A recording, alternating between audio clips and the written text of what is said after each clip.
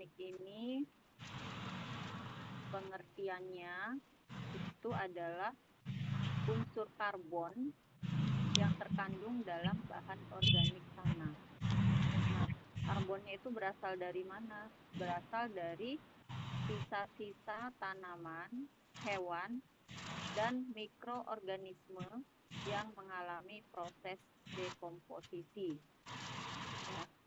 Jadi pentingnya kita tahu kandungan C organik di dalam tanah itu adalah untuk menjadi indikator ya dalam menentukan kesuburan tanah karena berpengaruh terhadap sifat fisika, kimia, dan biologi tanah. Kemudian menurut Stephenson tahun 1994, karbon organik merupakan komponen utama dari bahan organik tanah yang berperan dalam siklus karbon global dan mempengaruhi produktivitas tanah. Jadi kandungan bahan organik tanah itu dapat mempengaruhi produktivitas tanah. Kemarin kita sudah menyampaikan ya bahwa tanah yang subur itu memiliki kandungan bahan organik berapa persen? Tempo lalu kan ada syarat ideal tanah subur ya.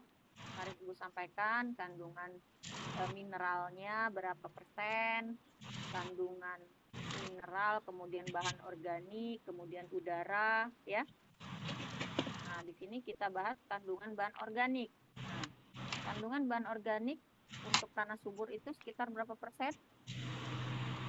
Jelas lagi, ingat nggak waktu temuan sebelumnya kita membahas tentang pengertian tanah ya. Kemudian di situ ada disampaikan tanah subur yang ideal itu harus memiliki berapa persen kandungan mineral ya kan, berapa persen kandungan air dan udara, kemudian berapa persen kandungan bahan organik. Siapa yang mau mengulas lagi? Saya, Bu. Siapa? Yasmin ya? Nadia, Bu. Kita sebut nyari pulpen dulu.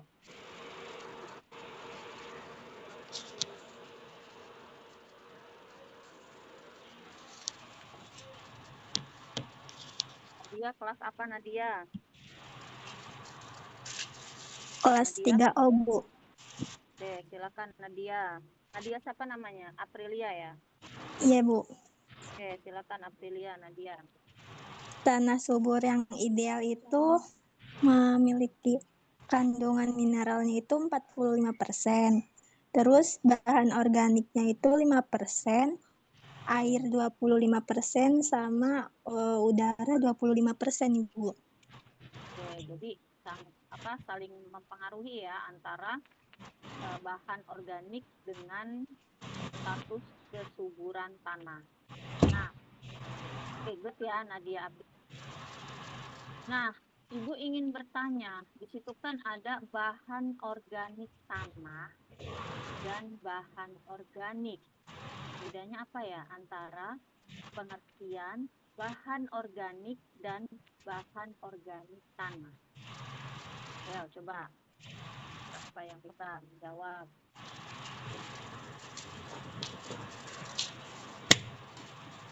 Kan ada bahan organik tanah ya, kemudian ada bahan organik. Apa perbedaan pengertiannya itu? Apa yang bisa?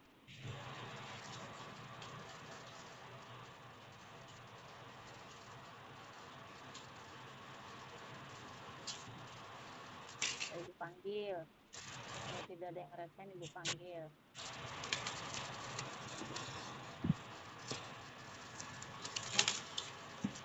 Reza, Pak Reza. Ya, ini sih Bu yang saya tahu bahan organik itu penjelasannya lebih umum Bu, kayak lebih luas saja. Tapi kalau untuk bahan organik tanah itu lebih spesifik kayak bahan-bahan organik yang berada di dalam tanah dan berinteraksi dengan tanah. Oke, dapatnya ya. Ayo, siapa yang bisa melengkapi? Saya Ibu, Ya, coba Ratu Yasmin kelas apa? kelas O Bu.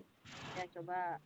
Kalau bahan organik itu lebih ke kayak apa namanya, senyawa organisme hidup gitu Ibu. Nah kalau misalnya kayak misalnya eh, bahan yang berasal dari jaringan tanaman atau hewan yang sudah mati. Tapi kalau misalnya bahan organik tanah itu ada fungsinya gitu Bu untuk memperbaiki struktur tanah gitu. Hampir dikit lagi. Ayo, siapa lagi? Cerah. Apalagi siapa yang mau Coba saya, panggil? Bu. Coba 3F. Ahmad, silakan Ahmad.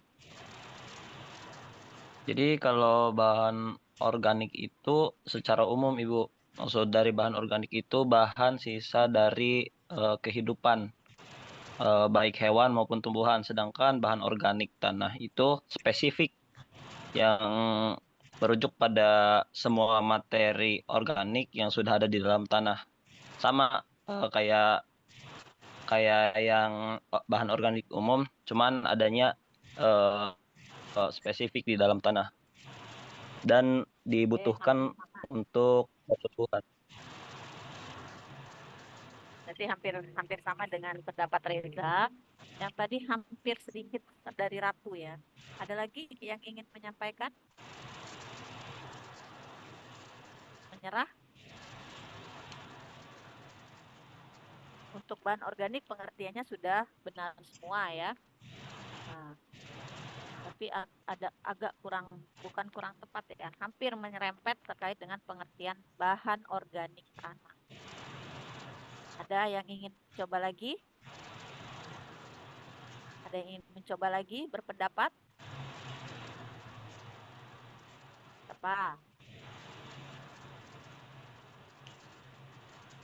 Nyerah? Kalau Ibu tanya lagi nih, kalau daun jatuh misalnya, itu termasuk apa? Bahan organik atau bahan organik tanah? Bahan organik, Bu. Bahan organik ya. Jadi kalian udah paham terkait pengertian bahan organik ya. Ya, sisa-sisa tanaman, daun, batang, ranting itu dimaksud adalah bahan organik. Coba kalian cari kalau bahan organik tanah.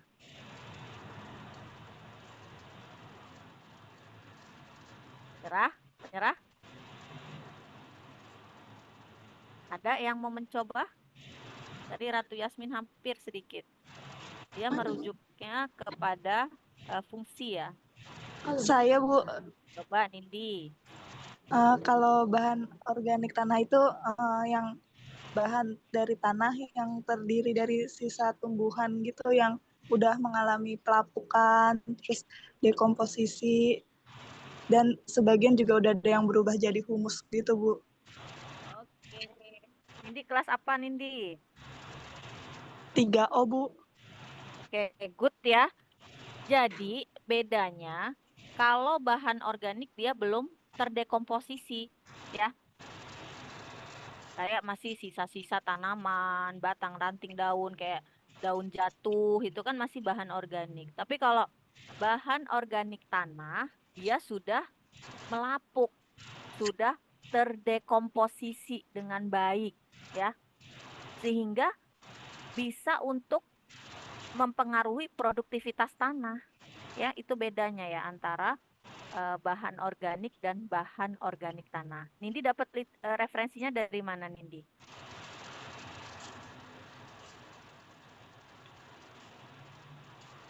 Halo Nindi. Jadi ada bedanya ya pengertian antara bahan organik dan bahan organik tanah. Jadi bahan organik tanah itu bisa langsung digunakan karena dia sudah terdekomposisi ya. Sehingga bisa fungsinya bisa untuk memperbaiki sifat fisika, sifat kimia, maupun sifat biologi tanah. Tapi kalau bahan organik dia belum ya, karena belum terdekomposisi. Oke, good. Lanjut ya. Nah, di sini sumber C organik di tanah ada sisa tanaman tadi ya, ada serasah daun, jerami hasil panen. Nah, di sini sumbernya juga dari pupuk organik ya, seperti kompos dan pupuk kandang. Kemudian ada pemberian bahan organik dari luar dari tanah ya, misalnya ada dari limbah organik pertanian, biochar. Ini beberapa sumber C organik tanah. Kemudian ada juga dari aktivitas mikroorganisme tanah yang menghasilkan biomasa. Nah, di sini ada proses pembentukan C organik. Jadi ada proses namanya dekomposisi ya. Jadi penambahan bahan organik, masuknya sisa tanaman dan organisme ke tanah. Kemudian ada yang kedua adalah proses dekomposisi. Proses penguraian oleh mikroba tanah menjadi senyawa sederhana seperti CO2, asam organik, dan humus. Jadi ini beberapa proses pembentukan C organik ya. Ada humifikasi, ada stabilisasi. Nah, menurut Brady Enwell tahun 2017, laju dekomposisi sangat dipengaruhi oleh suhu, kelembapan, dan ketersediaan oksigen. Ya, jadi dari bahan organik tersebut dicacah dulu ya. Kan ada daun, ada batang, ada ranting. Itu siapa perannya yang mencacah? Yang memotong-motong itu siapa? Perannya siapa? Ya. Jadi sisa tanaman tuh masuk tuh ya, daun, batang, ranting. Nah, sebelum dia melakukan proses penguraian oleh mikroba tanah ya. Nah, mencacah daun, mencacah batang daun itu, ranting, itu perannya siapa? Kalau misalnya kita kan blender ya, nah, perannya siapa? Yang mencacah, memotong-motong. Nggak mungkin bakteri, nggak mungkin jamur ya. Jamur nggak mungkin dia memotong-motong batang, daun, ranting ya. Perannya siapa sih? Perannya Ini siapa? lebih Manusia. Gimana Reja? apa makhluk-makhluk hidup kayak cacing gitu-gitu nggak sih Bu? Ya, bisa. Ahmad, Manusia, Ibu. manusia. Kamu mau makan bahan organik. Daun, batang, Enggak, Bu, ranting. maksudnya kayak dicacah itu gitu, Bu. Yang Dicacah apa? manual. Oh, di sana Dicacah manusia. manual gitu. Nah, misalnya tidak ada manusia tuh di hutan. Ya, misalnya kan ada hutan ya. Hutan tuh hutan alami gitu kan. Masa manusia mau mencacah di situ? Tadi sudah tepat sih Reja ya. Ada cacing tanah ya.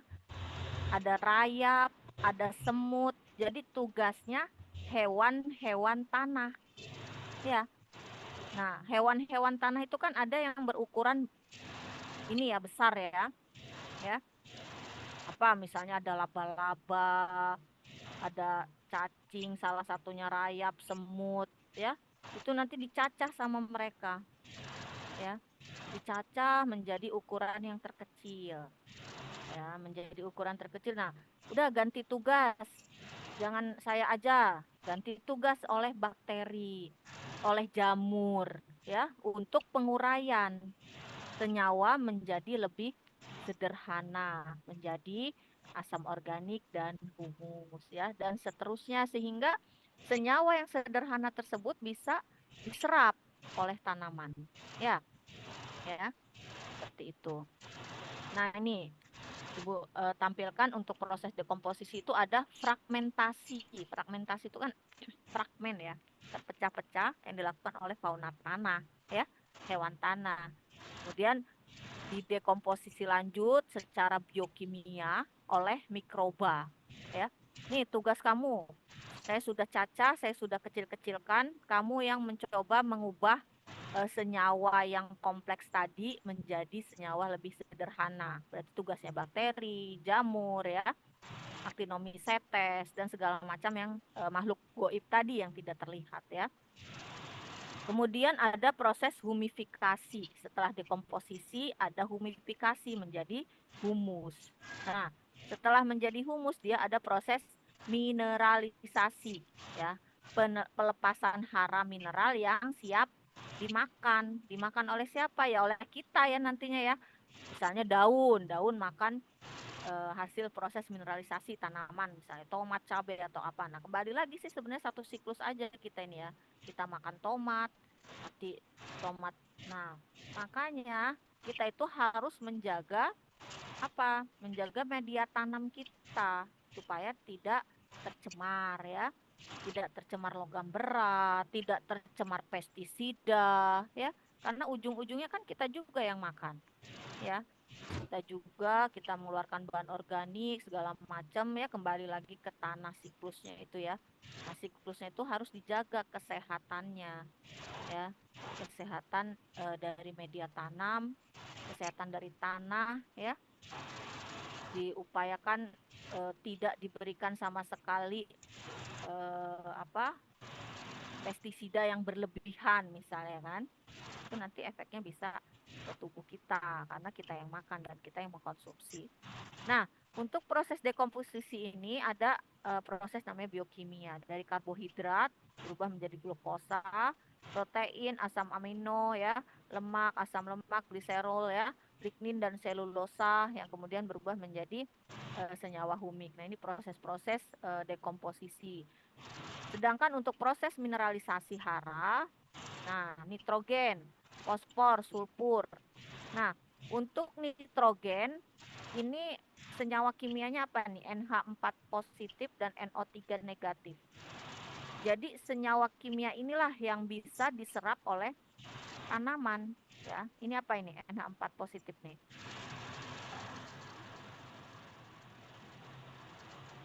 Oh enggak. NH4 positif amonium ya. NO3 negatif itu nitrat. Jadi senyawa-senyawa inilah yang mampu diserap oleh tanaman. Nah, kemudian ada faktor yang mempengaruhi dekomposisi. Apa aja faktornya? Tadi kan ada suhu ya, ada kelembapan, ada rasio C/N ya, ada aerasi yang baik. Nah, pH tanahnya ini sekitar netral ya, 6 sampai 7. Ini yang proses yang mempercepat proses dekomposisi ya. Kenapa kalau di gambut kok dia dekomposisinya lambat? Yaitu tadi tidak sesuai dengan pH-nya ya. Kalau pH tanahnya terlalu asam itu daerah gambut ya, sehingga dia memperlambat proses dekomposisi. Hasil akhirnya apa? Ini humus yang stabil, NPK yang siap serap ya, CO2 hasil respirasi mikrob, air hasil oksidasi bahan organik. Nah, di sini contohnya jerami padi di sawah. Dia bisa terurai lebih kurang 1 bulan. Ya. Jadi ditinggalkan saja jerami padi itu ya. Jangan dibakar. Ya. Bentar.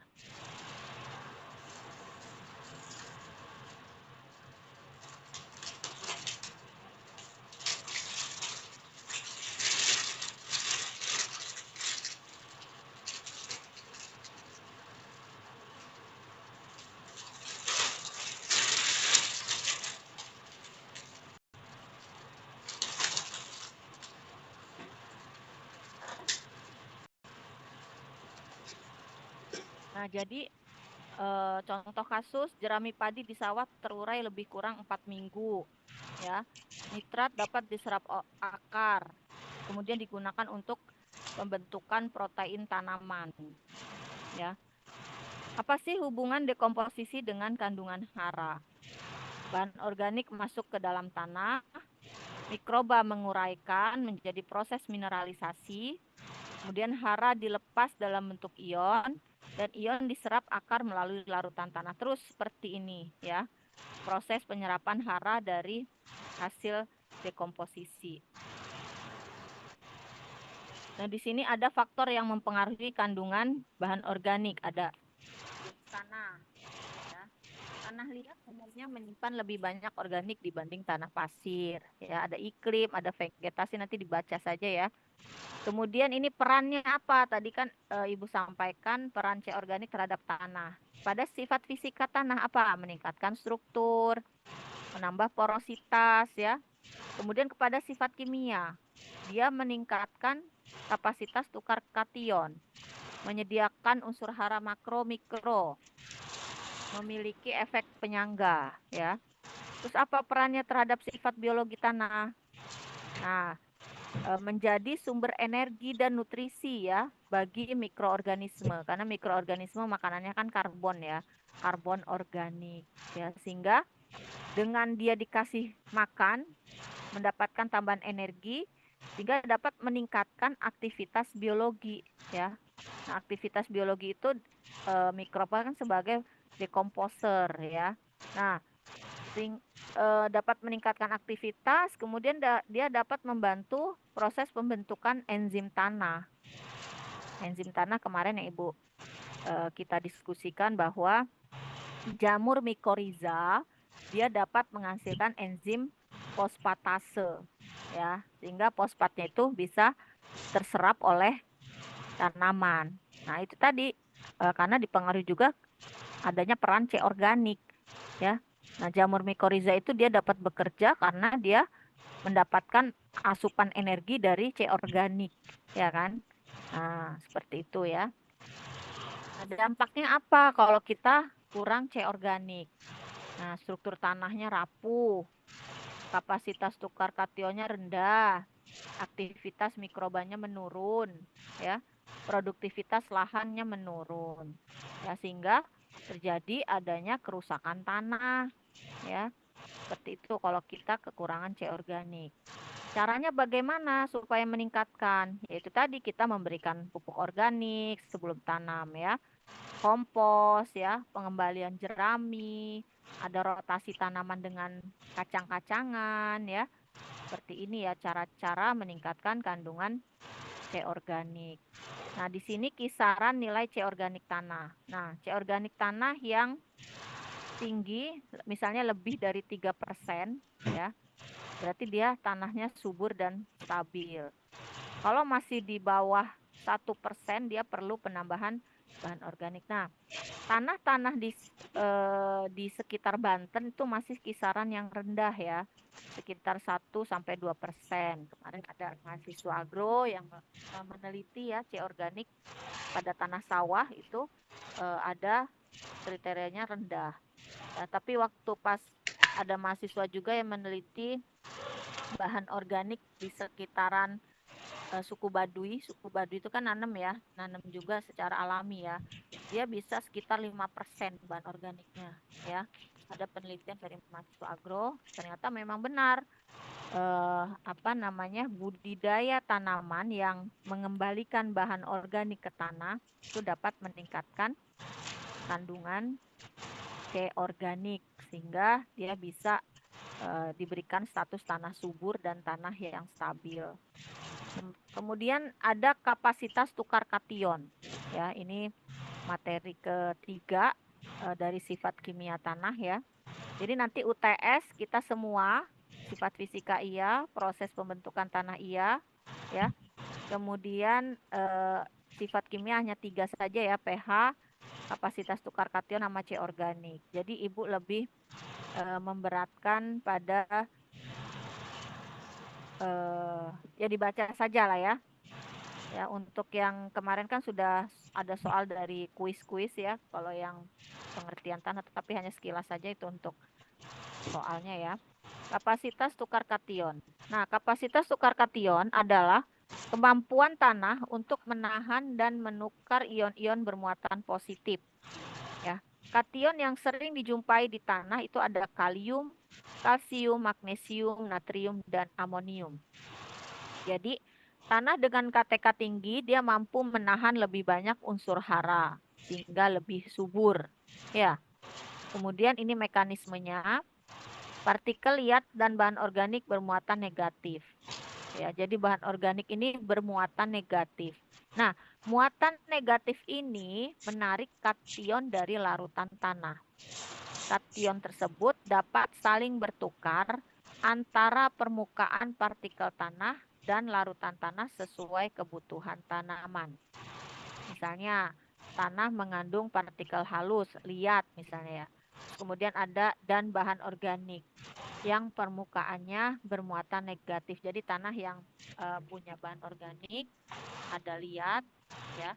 Nah, sementara unsur hara itu kan kation ya, ada K plus, Ca2 plus ya, ini kation-kation yang bersifat positif sehingga saling tarik menarik ya antara kation dari larutan tanah.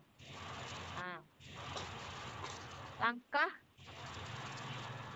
mekanismenya di dalam tanah. Jadi larutan tanah ini mengandung berbagai kation ya dari pupuk atau dekomposisi bahan organik. Kemudian kation bergerak menuju partikel tanah. Ya tadi yang KCAMG menuju ke partikel tanah yang bermuatan negatif. Tadi ada bahan organik ya, tanah liat itu bermuatan negatif kan. Nah, kation ini menempel pada permukaan tanah, ya kan? Karena si bahan organik itu negatif, kemudian kationnya positif, jadi dia menempel, ya. Nah, sehingga kation ini dapat melakukan proses adsorpsi, penyerapan, ya. Kation dapat digantikan exchange oleh kation lain yang konsentrasinya lebih tinggi di larutan tanah. Nah, sebagian kation itu bebas di larutan tanah, diserap akar tanaman.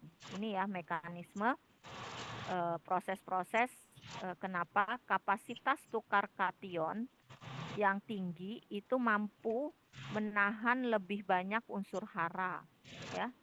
Karena tadi ada kandungan bahan organik dan liat yang bermuatan negatif, kemudian kation-kation seperti Ca, kalium, magnesium ya. Ini disebut sebagai kation ya, sehingga bisa terserap oleh tanaman. Nah, jika kita ada penambahan pupuk KCl, maka ion K positif ini akan menggantikan Ca2+ atau Mg2+ di permukaan tanah ya. Setelah itu sebagian K positif juga diserap tanaman. Nah, faktor yang mempengaruhi KTK ini pH tanah lebih ke yang ini ya, netral ya. Makin banyak muatan negatif, pertukaran lebih aktif ya. Ini beberapa faktor yang mempengaruhi KTK. Kemudian hubungan dengan kesuburan tanah. Tanah dengan KTK tinggi mampu menyimpan lebih banyak unsur hara. Kalau KTK-nya rendah, pasir ya, tanah pasir kan dia bahan organiknya kan nggak ada ya, bahan organiknya kan rendah ya, sehingga dia tidak bermuatan negatif. Nah, kationnya itu tidak bisa menempel ya, mudah kehilangan karena adanya proses pencucian tadi, misalnya kena air hujan atau seperti apa, sehingga unsur hara itu tidak terserap oleh tanaman. Kemudian KTK dapat ditingkatkan dengan penambahan bahan organik tadi ya, tanah pasir misalnya kita tambahkan kompos di situ, bahan organik ya. Supaya untuk apa? Yaitu untuk mengikat kation-kation yang nantinya bisa diserap oleh tanaman. Nah, ini jenis tanah pasir kuarsa. Pasir kuarsa itu yang ini ya. Yang dia banyak silikanya putih, berwarna putih ya. Kemudian ini vertisol, andisol, atau sol, ini beberapa jenis tanah yang memiliki nilai KTK yang berbeda ya. Ya, kalau vertisol itu dia KTK-nya sangat tinggi, andisol tinggi, kalau pasir dia sangat rendah. Nah, di sini peran bahan organik, tadi kan ada tanah pasir, kita kasih kompos misalnya ya. Karena apa? Fungsinya memiliki banyak gugus asam organik ya yang bermuatan negatif ya. Setiap penambahan 1% bahan organik dapat meningkatkan KTK secara signifikan. Nah, hubungan KTK dan pH tanah. Kalau pH tanahnya rendah, banyak muatan negatif tertutupi oleh hidrogen ya, sehingga KTK menurun. Ada tanah yang pH-nya basah, muatan negatif meningkat KTK lebih tinggi. Oleh karena itu, pengapuran dapat meningkatkan KTK tanah masam, ya.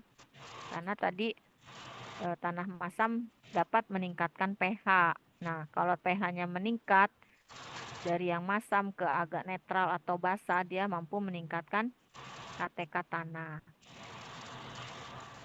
Nah, dampaknya apa? Ya, hara tadi mudah tercuci ya, kayak misalnya Ca, Mg, efisiensi pupuk menurun, tanah cepat miskin hara, ya. Diperlukan pengelolaan bahan organik dan pupuk yang berimbang. Jadi di sini upaya-upayanya pemberian kompos, biochar, pemupukan seimbang, konservasi tanah, ya, pengapuran tanah masam untuk meningkatkan muatan negatif. Nah, dari sini ada pertanyaan sebelum kita presensi. Bahan organik dan KTK. Ya, silakan Ahmad. Baik Ibu, terima kasih atas kesempatannya. Nah, saya ingin bertanya mengenai proses dekomposisi. Nah, kata Ibu kan bahan organik tanah itu sangat penting untuk pertumbuhan. Nah, terkadang proses dekomposisi itu dilakukan secara kimiawi itu, Bu. Kan kalau misalkan pestisida berlebihan itu kan gak baik. Nah, ada tuh proses dekomposisi menggunakan M4 pertanian. Nah, apakah itu aman, Ibu? Atau ada kayak batasan tertentu, Bu? Oh, jadi dalam pembuatan kompos terkadang kan kita menambahkan EM4 ya. Ya, ada EM4 tuh yang berwarna pink ya. Coba Ahmad cari tahu kalau EM4 itu dia mengandung apa, Ahmad? Sebentar, Ibu. Ya. EM4 itu kan mengandung, coba Ibu arahkan dulu ke situ.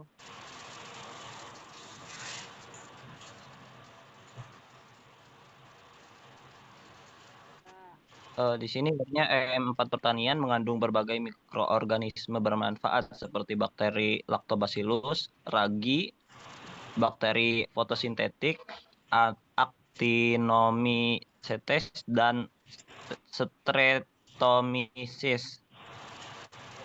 Jadi EM4 itu mengandung beberapa mikroorganisme yang efektif ya. Nah, biasanya di dalam botol EM4 itu dia ada takarannya ya. Takarannya kita untuk membuat kompos itu kan biasanya ada penambahan EM4 yang Ahmad Taufikul sampaikan tadi ya. Karena apa? Dia ingin mempercepat proses dekomposisi dengan bantuan mikroorganisme yang ada di dalam kandungan EM4 itu ya. Tapi kalau misalnya kita kasih secara berlebihan ya, itu gimana efeknya? Gimana efeknya kalau kita kasih secara berlebihan?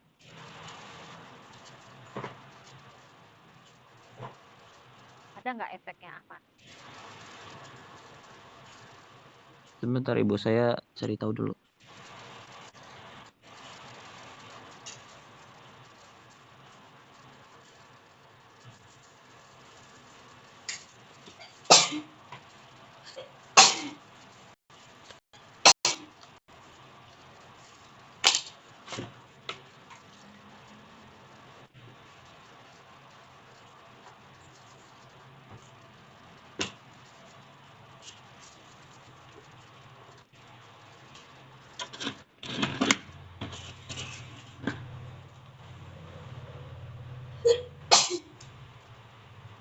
Saya temukan itu nantinya mikroba yang ada di proses dekomposisi itu tidak seimbang. Nah, ini bisa memperlambat proses dekomposisi dan berpotensi menghasilkan produk yang tidak optimal.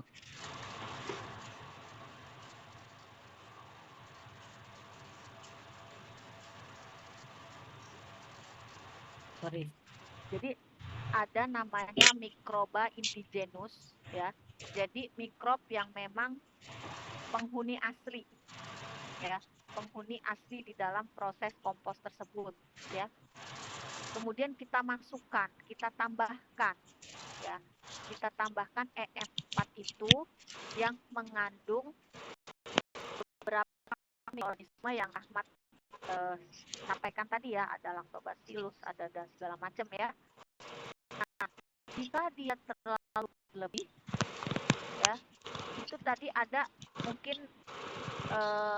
makanya dalam membuat subproduk itu kita harus ada uji, ya, namanya uji konsorsium.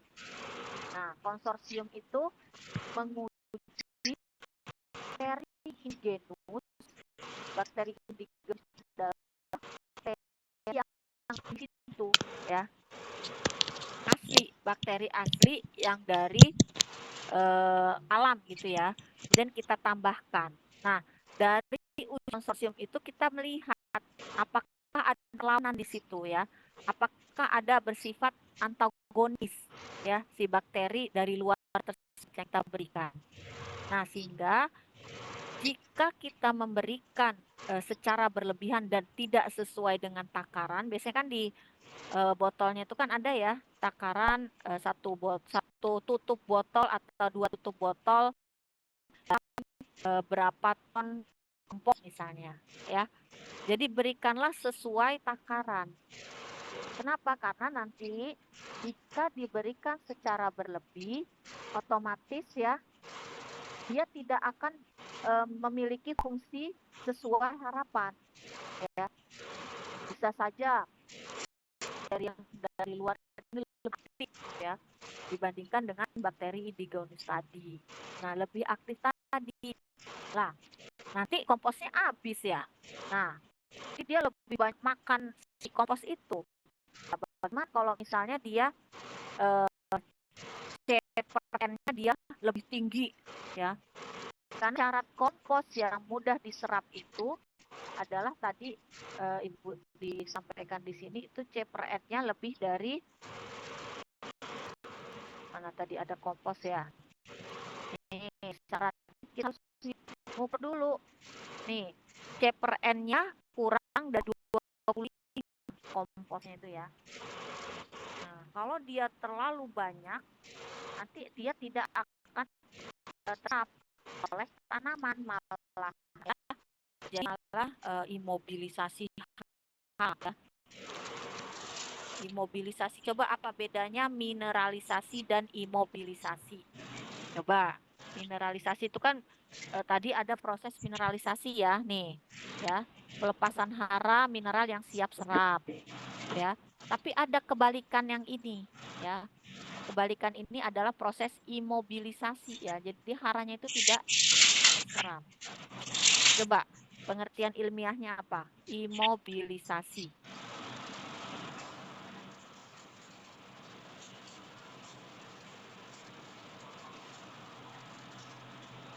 Jadi ini pembahasannya panjang ya. Ada proses composting namanya ya. Proses dekomposisi atau pembuatan kompos. It's okay kita menambahkan EM4 ya. Tapi sesuai takaran. Karena kalau tidak sesuai takaran dia akan pertumbuhannya itu kan cepat ya. Pertumbuhannya cepat dan akan mengganggu persaingan yang ada di bakteri indigenus yang ada di kompos tadi ya. Bagaimana Ahmad? Sudah dapat dipahami. Bisa dapat Tapi dipahami? Bu, sudah Bu. Tapi kalau kita bandingkan antara kompos yang benar-benar alami sama kompos ada bantuan EM4-nya itu lebih baik yang mana Ibu? Tergantung kondisi ya. Kalau misalnya kompos dalam dunia industri misal, saya butuh cepat segala macam ya. Kita bisa pakai teknologi kan dengan penambahan tadi EM4. Tapi kalau misalnya kita secara alami ya, otomatis kan akan lebih lama waktunya ya, waktu pembuatan komposnya ya, tergantung situasi kondisi. Yang terpenting adalah kalau kompos ingin kita jual belikan atau kita jadikan dia industri ya, itu kan harus ada ininya ya, harus ada apa dia analisa ya, analisa kadar C/N-nya dulu ya. Nah, itu wajib itu. Jadi kalau misalnya kita kasih input masukan dengan memberikan E4, bagus karena dia cepat, asalkan ada analisa kembali ya.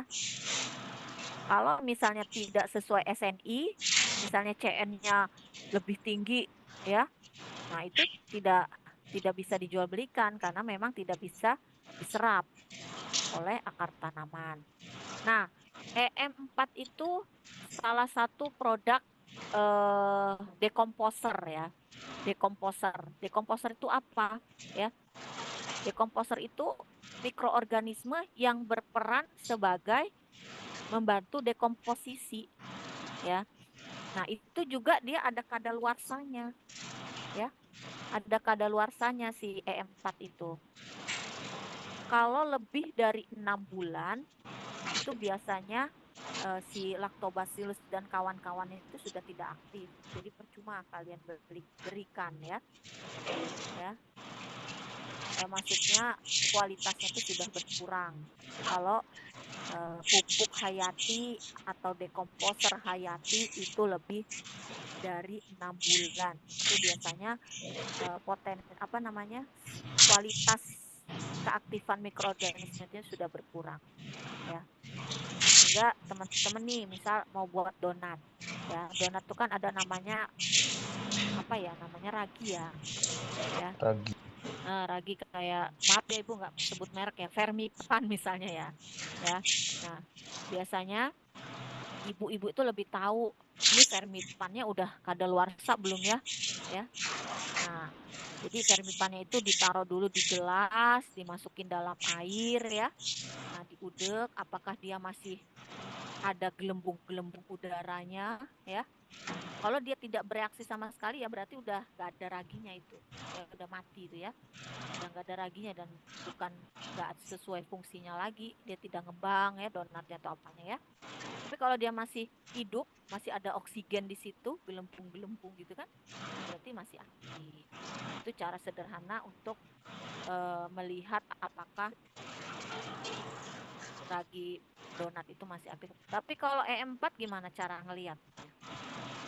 Bisa nggak kalian, saya males masuk lab gitu kan, untuk analisis total bakteri yang memang masih aktif kan lama ya, ribet ya, nggak mungkin petani kan udah ayo masuk lab. Itu gimana caranya? Untuk mungkin sama ya,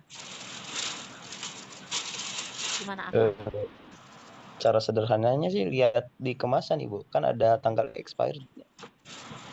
Tapi kan kadang sayang lah gitu ya, sayang lah saya buang gitu kan, banyak soalnya satu botol ya. Mungkin sama ya, kita lihat di cara pengaktifannya ya masuk ke lab, terus sama mungkin dimasukin di gelas juga, mungkin di takaran ya, masih aktif enggak dia ya. Gimana sih cara ngelihatnya? Ibu juga belum ini kalau yang E4 tuh. Ada nggak? Ada yang tahu nggak cara cepatnya? Kalau tadi kan Fermipan dimasukin ke gelas, masukin dalam air, nanti dia akan bergerak gitu ya, ada reaksi di situ. Mungkin sama ya, E4 juga mungkin seperti itu ya, sama. Karena kalau kita membuat biang ya, nah anak mahasiswa agro itu kan membuat biang namanya PGPR, bakteri plant growth promotion rhizobakteri. Jadi bakteri akar yang dibuat biangnya dari, misalnya biangnya dari akar bambu, dari akar putri malu gitu ya. Nah, dia nanti di situ ada seperti bau tape seperti itu ya. Kemudian ada gelembung-gelembungnya. Nah, itu menandakan dia banyak bakterinya ya. ya. Tapi kalau mau lebih paten lagi, kayak analisa di lab, jenis bakterinya apa, ya, itu lebih paten lagi kalau misalnya memang kita mau membuat produk, ya, produk pupuk hayati. Oke, gimana Ahmad? Sudah bisa tersampaikan? Baik, Ibu, sudah cukup. Terima kasih atas jawabannya. Oke, ada pertanyaan lagi? Kita belum presensi ya. Presensi dulu lah sebentar ya. Mana ya ini si Akang ya.